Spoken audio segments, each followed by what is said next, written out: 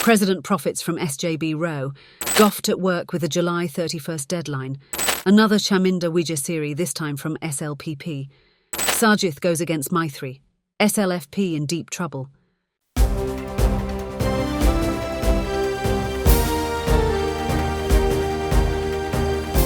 The leader, දේශයට මග කියන ප්‍රවෘත්ති පෙළගැස්ම. President profits from SJB row. The government is partying in mid-seas while the people are flattened by the VAT. Those behind the substandard drugs are being exposed in courts. All MPs who raise their hands in defence of Kahelia are traitors. That was opposition leader Sajith Premadasa directing a multi-barrel barrage against the government in Parliament. But some say he did a little jig in the House to draw the attention away from social media attacks against him over buying out Chaminda Wijasiri and getting his seat for wife Jalani's brother-in-law. The Election Commission gazetted the appointment of Nayana Wasalatilaka to the MP position vacated by Badula District's Wijasiri. At the same time, Sajith is facing internal opposition for accepting popular characters to the party. Some say that is because those opponents fear that they cannot get re-elected at the next election. It is reasonable for them to suspect that they will suffer the same fate that befell Ajith Pereira in Kalutara and Hirunika Premachandra in Colombo. President Ranil Wickremesinghe is looking to profit from every opportunity when the SJB gets into trouble. SLPP's Mahindananda Aluth Gamagai told Parliament that the President gets the most number of calls from the SJB. On Thursday, he said those who attack Ranil in the House later call him and get mollycoddled. We have no place at the Presidential Secretariat. It is filled with the SJB. Within days, the opposition leader can see how many of them will stand with the President, Mahindananda claimed. Undoubtedly, this year will be a crucial one for Sajith. His birthday falls today. It is Marika's birthday too. Both cut cakes in Kolonawa early in the morning. Govt at work with the July 31st deadline. The MPP claims everything the government does is targeted at the presidential polls in October. There is some truth in that.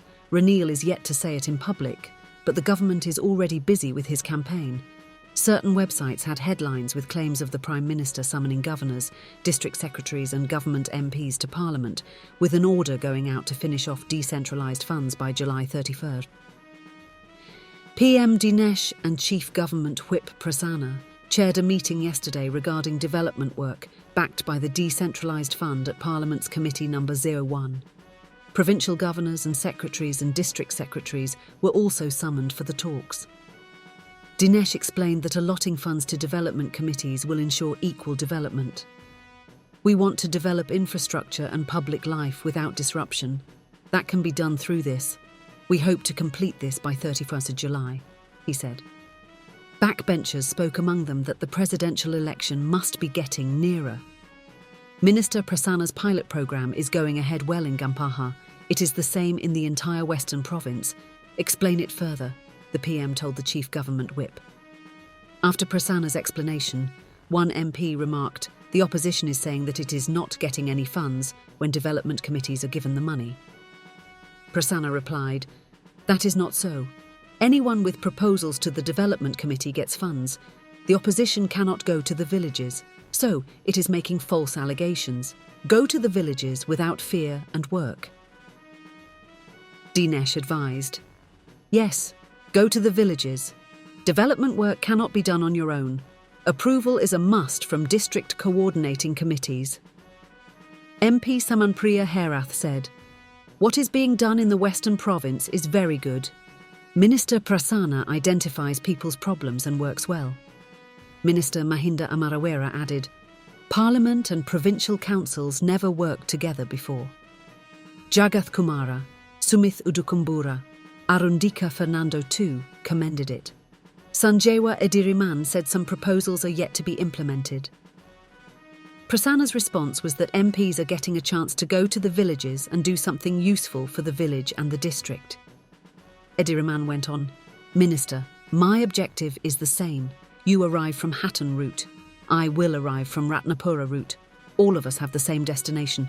Let's meet at Shripada. Understanding it, and with a smile, Prasanna said, There are several routes to Sripada. Don't miss the way, take the correct route. Chintaka Mayaduna raised the absence of certain governors, and Prasanna said that it will be looked into. Diana Gamagai asked if national list appointees too get funds. When the PM said yes, MP Gamagai said what she wants to see is that funds are allotted for the entire country. Others inquired from her if she is going to run for the presidency.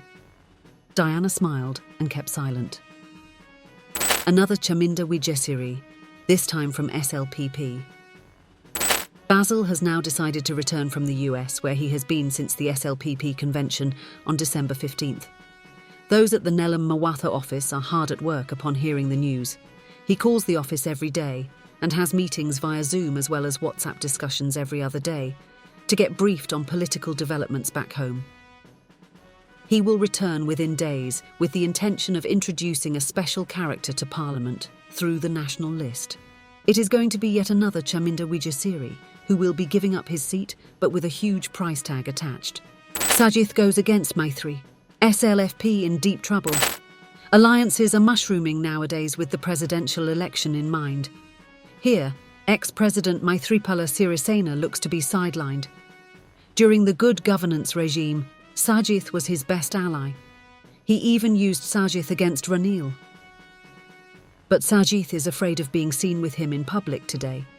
Two powerful SLFP members had talks with Sajith recently.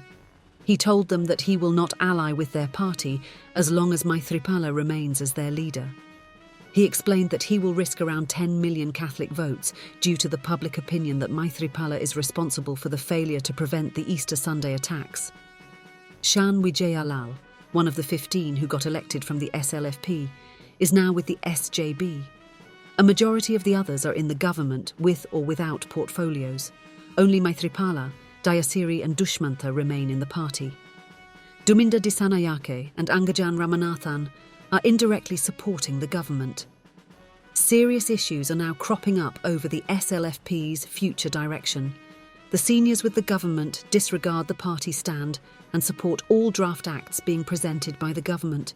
Maithripala and certain others oppose some of them or else dodge at decisive times. Supporters are in a dilemma if they are in the government or the opposition. Not only that, the party is losing its seniors.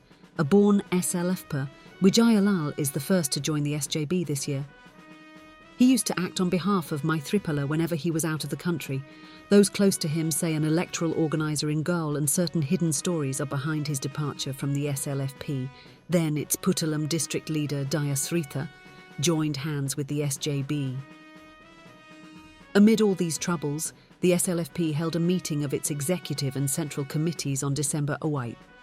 At the meeting, Maithripala had stated that he will take the party forward despite any desertions. Hector Bethmej called for disciplinary action against the deserters, and his suggestion was adopted unanimously. They also decided to contest the next election as an alliance. Nimal Siripala and Lasantha Alagyawana proposed that Mahinda Amarawira be reappointed secretary of the UPFA. Amarawira's cronies had been giving pre-publicity even before that proposal came. Some had even taken selfies with him and sent congratulatory messages via Facebook. But Maithripala had different ideas. He was careful not to ask incumbent Secretary Tilanga Sumatipala to resign. He referred to the court case filed by Amarawira against him, claiming that he cannot summon the UPFA's executive committee. He should withdraw that case before any decision is taken, said Maithripala sternly. Then he can talk to Tilanga and reach a decision, he went on, he said. But Lasantha Siripala and Pushpakumara insisted that Amarawira should be appointed the secretary of the UPFA. Maithripala is a veteran in politics. He cannot be manipulated easily. Those nearest to him say that Maithripala is aware that Amarawira is eyeing the position in an attempt to use the betel leaf as the symbol in his game with Lanza. Therefore, he refused to remove Tilanga as the UPFA secretary and insisted Amarawira should withdraw the court case, as advised by President's Counsel Faiza Mustafa. Siripala and his group left grumbling, with the former saying that they will form an alliance somehow, even by using the chair symbol. That is the symbol of the People's Alliance now controlled by Alagyawane. In the end, forming an alliance ended without consensus, a sign that the SLFP is in all sorts of trouble. That is the nature of politics. Crossovers are done without hesitation, for money, and even at the cost of life. According to politicians, they do all these things to give the people a better country. That's it for today.